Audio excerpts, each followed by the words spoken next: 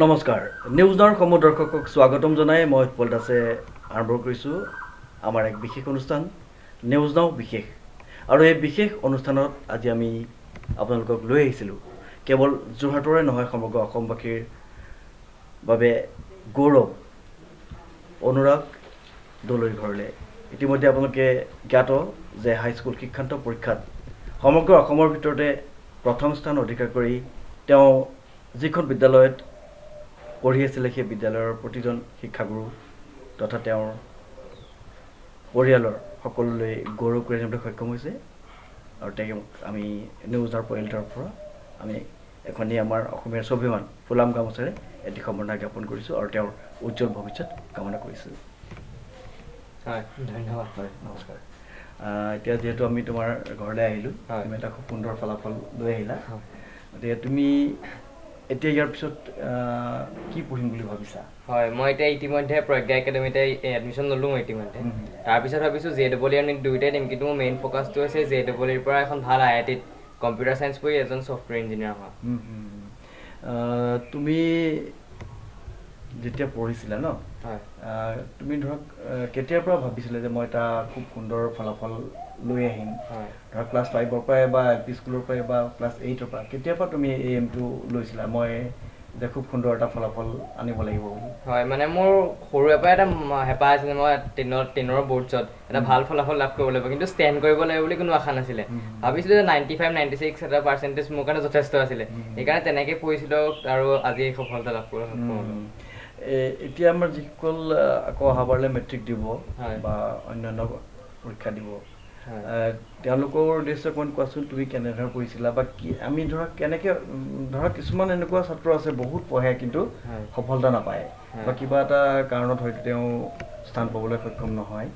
সেইখিনি কি ধৰণে পঢ়িছিলা তাৰ কিবা ধৰা তুমি কিবা আয়ত্ব কৰিছিলা নেকি কেনেধৰণে পঢ়িব লাগে বা কেনেধৰণে ৰুটিনখন বনাই লৈছিলা সেইখিনি অকণ কোৱাচোন আমাৰ যিসকল উঠি অহা ছাত্ৰ ছাত্ৰী আছে তেওঁলোকৰ উদ্দেশ্যে হয় মই প্ৰথমতে সকলো ছাত্ৰ ছাত্ৰীকে এটাই কথা ক'ম যে মনত কোনো প্ৰেছাৰলৈ পঢ়িব নালাগে মানে সদায় ৰিলেক্স ফিল কৰি পঢ়িব লাগে তেতিয়া মানে পঢ়াটো ভাল হয় যিখিনি পঢ়িছে সেইখিনি মানে সহজে মনত ৰয় মোৰ মানে প্ৰি টেষ্টৰ আগলৈকে মানে কোনো ৰুটিন টাইপ নাছিলে যেতিয়া মন গৈছিলে পঢ়িছিলোঁ বা 1 ঘণ্টা 1.5 ঘণ্টা ধৰি পঢ়াৰ পিছত মানে আধা ঘণ্টা বা 10 মিনিটৰ ব্ৰেক এটা লৈছিলোঁ সেই ব্ৰেকটো মানে বহুত প্ৰয়োজন মানে যিখিনি আগত সেই 1.5 ঘণ্টা বা 1 ঘণ্টাত পঢ়ি গ'ল সেইখিনি এবাৰ মানে চকুমুদি বা গান এটা শুনি এবাৰ ৰিকল কৰাটো বহুত প্ৰয়োজন তেতিয়া মানে যিখিনি পঢ়িলে সেইখিনি কেতিয়া পাহৰি নাযায় আৰু যিখিনি মানে বিশেষকৈ লিটাৰেচাৰ ছাবজেক্টত লিখি পঢ়িব লাগে মই তেনেকৈয়ে পঢ়িছিলোঁ লিটাৰেচাৰ ছাবজেক্টখিনি এতিয়া কোৱাচোন তোমাৰ পিতৃ মাতৃৰ পৰিচয়টো অকণমান দাঙি ধৰা আৰু ঘৰত তোমালোকৰ পৰিয়ালৰ সদস্য কোন কোন আছে মোৰ দেউতা সুৰেশ চন্দ্ৰ দলৈ তেওঁ এজন ব্যৱসায়ী আৰু মা অৰ্পণা শইকীয়া তেওঁ যোৰহাট কেন্দ্ৰীয় মহাবিদ্যালয়ৰ গণিত বিভাগৰ মুৰব্বী অধ্যাপিকা আৰু মোৰ বা আছে বা এতিয়া MSc পাছ কৰিছে গুৱাহাটী ইউনিভাৰ্চিটিৰ পৰা এতিয়া বায়ে মেথমেটিক্স ডিপাৰ্টমেণ্টৰ এতিয়া PhD কৰিব আৰু ককা আছে আইতা আছে আৰু খুৰাহঁত আছে মোৰ প্ৰথম তুমি LP স্কুল কোনখন আছিলে তোমাৰ LP স্কুল হাই স্কুল কোনখন স্কুলৰ পৰা তুমি কেনেধৰণে ধৰা মানে আজিলৈকে সেইখিনি শিক্ষা কেনেকৈ আহৰণ কৰিছিলা হয় মোৰ একেবাৰে সৰুতে মোৰ শিক্ষাৰ আৰম্ভণি হৈছিলে মডেল স্কুল আমাৰ কেন্দুগুৰিতে আছে তাৰপিছত নিম্ন শ্ৰেণী আৰু উচ্চ শ্ৰেণীৰ পৰা মই জোনাকী সংঘ বিদ্যালয়ত পঢ়িছোঁ তাতেই মই ক্লাছ 8লৈকে পঢ়িলোঁ অসমীয়া মাধ্যমৰ এখন বিদ্যালয় আমাৰ টাউনতে আছে তাৰপিছত মই 9 আৰু 10 প্ৰজ্ঞাত পঢ়িছিলোঁ এতিয়া তুমি ইমান এটা সুন্দৰ ফলাফল যেতিয়া লৈ আহিলা তুমি এই মুহূৰ্তত কাক তুমি ধন্যবাদ জ্ঞাপন কৰিব বিচাৰিবা হয় প্ৰথমতে মোৰ মা দেউতাকতো সচৰাচৰ চিৰকৃতজ্ঞ তাৰপিছত মোৰ শিক্ষাগুৰুসকল তেওঁলোকে বিশেষকৈ প্ৰজ্ঞা আৰু জোনাকী সংঘ বিদ্যালয়ৰ শিক্ষয়িত্ৰীসকলে মোৰ লগত মানে বহুত কষ্ট কৰিছিলে সেই কষ্টৰ বাবে তেওঁলোকৰ ওচৰত মই সদায় চিৰকৃতজ্ঞ হৈ থাকিম আৰু যেতিয়া মই প্ৰজ্ঞাত পঢ়ি থাকোঁতে যেতিয়া মই ৰাতি বা কিবা ডাউট থাকে কিবা বুজি নোপোৱা থাকে তেতিয়া ছাৰহঁতে কৈছিলে যে তই যেতিয়াই কিবা মনত কিবা বুজি নোপোৱা মানে প্ৰশ্ন উদয় হয় তেতিয়া মনত কোনো সংকোচ নকৰিবি যেতিয়া মানে কোনো ভয় নকৰাকৈ আমাক সুধিবি আৰু চব ক্লিয়াৰ কৰি দিছিলে মই ৰাতিও ছাৰহঁতলৈ ফোন কৰিছিলোঁ বা কিতাপ মেছেজ দিছিলোঁ ছাৰহঁতে লগালগ ক্লিয়াৰ কৰি দিব নোৱাৰিলে পিছদিনাখন মোক ক্লিয়াৰ কৰি দিছিলে এনেই তোমাৰ পঢ়াৰ বাহিৰে আৰু কি তোমাৰ হবি আছে হয় মই কাৰাটে শিকোঁ আৰু তবলা বজাওঁ এতিয়া বৰ্তমানো শিকি আছোঁ এই দুটা বিষয় কাৰাটে আৰু তবলা হয় তুমি যিহেতু এতিয়া বিজ্ঞান বিভাগত পঢ়িবা নহয় জানো হয় বিজ্ঞান বিভাগত পঢ়ি যিহেতু তোমাৰ এটা মন আছে নহয় জানো নিশ্চয় কিবা এটা কৰিবৰ বাবে তোমাৰ আশাটো কি তোমাৰ এতিয়া হয় মোৰ সৰুৰে পৰা এটা আশা আছিলে এজন ছফ্টৱেৰ ইঞ্জিনিয়াৰ হোৱা মই মনত এটা ভাবি থৈছোঁ এখন ভাল IIT পৰা কম্পিউটাৰ চায়েন্স পঢ়ি এজন ছফ্টৱেৰ ইঞ্জিনিয়াৰ হোৱা এটা হেঁপাহ সৰুৰে পৰা আছিলে সেইটো হয় হয় আমিও ভগৱানৰ ওচৰত প্ৰাৰ্থনা জনাইছোঁ তোমাৰ যেন মনোকামনা পূৰ্ণ হয় আৰু ভগৱানে তোমাক প্ৰতিটো ক্ষেত্ৰতে সহায় কৰক প্ৰতিটো খোজতে তোমাক সহায় কৰক আৰু তোমাৰ যি ভাবিছা সেই মনৰ কামনা পূৰণ হওক আপোনাৰ পুত্ৰই খুব এটা সুন্দৰ ফলাফল লৈ আহিলে কেৱল যোৰহাটবাসীয়ে নহয় সমগ্ৰ অসমবাসীৰ তেওঁৰ বৰ্তমান গৌৰৱ এই মুহূৰ্তত আপোনাৰ মনৰ ভাৱ কেনেকুৱা কোন জনাবলৈ যথেষ্ট আনন্দিত হৈছোঁ আৰু তাতকৈ বেছি ভাল লাগিছে আমাৰ যোৰহাটৰ শৈক্ষিক পৰিৱেশটো মানে এনেকুৱা পজিশ্যনৰ ক্ষেত্ৰত কথা কৈছোঁ আৰু অকণমান কয় আৰু মানুহে যে অকণমান তললৈ গৈছে এনেকুৱা ধৰণৰ সেইটো ক্ষেত্ৰত যে 7 চনতে হৈছিলে এনেকৈ ধৰক প্ৰথম স্থানটো আমি জনামতে তাৰপিছত এতিয়া প্ৰথম পাইছে গতিকে আমাৰতো ভাল লাগিছে পিতৃ মাতৃ হিচাপে আৰু গতিকে ভাল লাগিছে আৰু আনন্দিত হৈছোঁ হয় আপুনি ধৰক ল'ৰাটোক ধৰক সৰুৰ পৰাটো লাগি আছিলে কেনেধৰণে তেওঁক আগবঢ়াই লৈ গৈছিলে সেইখিনি বিষয়ে অকণমান কওকচোন আচলতে মাকেহে পঢ়াৰ দিশটো অকণমান বেছিকৈ চাইছিলে সঁচা কথা ক'বলৈ গ'লে মই মানে ধৰক বাকী অনা নিয়া এইবিলাক কামত বেছিকৈ জড়িত আছিলোঁ আৰু কেতিয়াবা 2-এটা কথা চাই দিওঁ বাৰু নোচোৱা নহয় গতিকে তেনেদৰে পাৰ হ'ল আৰু সঁচাকৈ আমিও খুব গৌৰৱান্বিত তেওঁক লৈ আৰু আমি ভগৱানৰ ওচৰত প্ৰাৰ্থনা তেওঁ যি মনোকামনা আছে যি ভাবিছে যি আশা ৰাখিছে আগলৈ এজন সুনাগৰিক হোৱাৰ সেয়া যেন ভগৱানে তেওঁক সহায় কৰক প্ৰতিটো ক্ষেত্ৰতে হয় আপোনাৰ ভাইটি এটা খুব সুন্দৰ ফলাফল লৈ আহিছে আপোনাৰ এই মুহূৰ্তত মনোভাৱ কেনেকুৱা আপোনাৰ জনাবলৈ যথেষ্ট আনন্দিত হৈছোঁ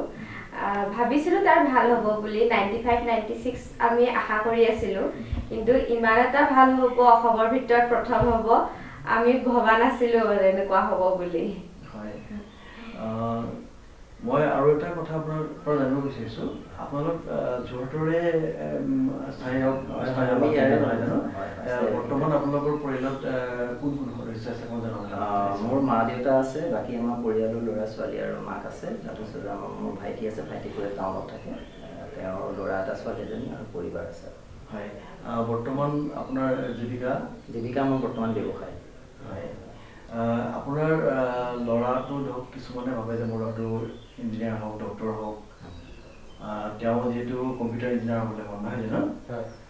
গতিকে এই ক্ষেত্ৰত আপোনাৰ কিবা অকণমান মনত নাই আমাৰ একো নাই আমি ছোৱালীকো মানে একো মানসিক চাপ দিয়া নাছিলোঁ ইমানেই পঢ়িব লাগিব এইটোৱে পঢ়িব লাগিব বা ইমান ঘণ্টা পঢ়িব লাগিব সেই কথাটো কোনো আমি মানে চাপ দিয়া নাছিলোঁ কিন্তু মোৰ ল'ৰাৰ ক্ষেত্ৰত অকণমান পঢ়াত মানে অকণমান তাৰ হেৰিটো কম দেখিছিলোঁ সেইকাৰণে তাক অকণমান মাজে মাজে অকণমান ক'বলগীয়া হৈছিলে অকণমান গালি দিবলগীয়া হৈছিলে অকণমান মোবাইলটো বেছিকৈ ব্যৱহাৰ কৰে মোবাইলটো চাগে ভাল ইয়াতে ব্যৱহাৰ কৰিলে সেইকাৰণে চাগে আজি ফলাফলটো পাইছে বুলি ভাবিছোঁ আৰু এই যেতিয়া লকডাউন হৈ আছিলে তোমাৰ কিবা অসুবিধা পাইছিলে নেকি পঢ়া শুনাত হয় অনলাইন ক্লাছত অলপ অসুবিধা হৈছে মানে আমাৰ নেটৱৰ্কটো ইমান ভাল নহয় স্কুলৰ ক্লাছ হৈছিলে কিন্তু নেটৱৰ্কৰ কাৰণে অলপ অসুবিধা হৈছে ক্লাছ কৰাত তুমি ধৰা তবলাও বজোৱা আৰু কাৰাতেও কৰি আছা এতিয়া পঢ়া শুনাত ধৰা আমাৰ কিছুমান গাৰ্জেনে কয় যে তই গান গাব নালাগে তই বেলেগ কিবা কৰিলে কেৱল পঢ়িয়ে থাক তেনেকৈও কয় নহয় জানো যে তোমাৰ ক্ষেত্ৰত তেনেকুৱা কিবা হৈছিলে যে সেই কাৰাতে আৰু তবলা শিকাৰ কাৰণে পঢ়াত কিবা ব্যাঘাত জন্মিছিলে নাই ব্যাঘাত তেনেকৈ কোনো জন্মা নাছিল বৰঞ্চ মোৰ লাভেই হৈছিল যেতিয়া কাৰাতে শিকিছিলোঁ তাত বিভিন্ন ধৰণৰ প্ৰাণায়াম কৰায় বা ব্যায়াম কৰা প্ৰেক্টিচ কৰায় সেইখিনিয়ে মানে মোৰ শৰীৰটো ফিট ৰখাত বহুত সহায় কৰিলে যাৰ ফলত মই মানে ভালদৰে পঢ়িব পাৰিছিলোঁ আৰু যিকণ পঢ়িছিলোঁ সেইকণ মানে ফুল কনচেনট্ৰেশ্যন কৰি পঢ়িব পাৰিছিলোঁ তাৰমানে আমি কেৱল পঢ়িলেই নহ'ব লগতে আৰু বেলেগ কিবা কৰিও আমি এটা সুন্দৰ ফলাফল লৈ পাৰোঁ ন গতিকে আমাৰ কিছুমানৰ সেইটো ভুল ধাৰণা থাকে যে তই শিকিব নালাগে অমুক কৰিব লাগে তমুক কৰিব লাগে কেৱল পঢ় সেইটোও হ'ব নালাগে নহয় সেইকাৰণে তোমাৰ সহায় হৈছিলে গতিকে আমি গম পাইছোঁ যে কেৱল পঢ়াতে থাকিলে নহয় আৰু বেলেগ বেলেগ ধৰক আজিকালি এক্সট্ৰা কেৰিকুলাম লাগেই নহয় গতিকে সেইখিনিও কৰিব লাগে খেলা ধূলাও কৰিব লাগে তাৰ মাজতে পঢ়া শুনা কৰিলে সেইটো আচলতে পঢ়া শুনাত কিছু ভাল ফলে দেখুৱায় নহয় জানো হয় গতিকে আজি আমি খুব আনন্দিত যোৰহাটবাসী হিচাপে হয় যোৰহাটত যিহেতু আমি জন্মগ্ৰহণ কৰা যোৰহাটতে আমাৰ ঘৰ আমি খুব গৌৰৱান্বিত আজি তোমাক লৈ গতিকে তোমাৰ উজ্জ্বল ভৱিষ্যত সুস্বাস্থ্যৰ দীৰ্ঘায়ু আমি কামনা কৰিছোঁ আৰু আজি আমাৰ অনুষ্ঠান ইয়াতে সামৰণি মাৰিছোঁ ধন্যবাদ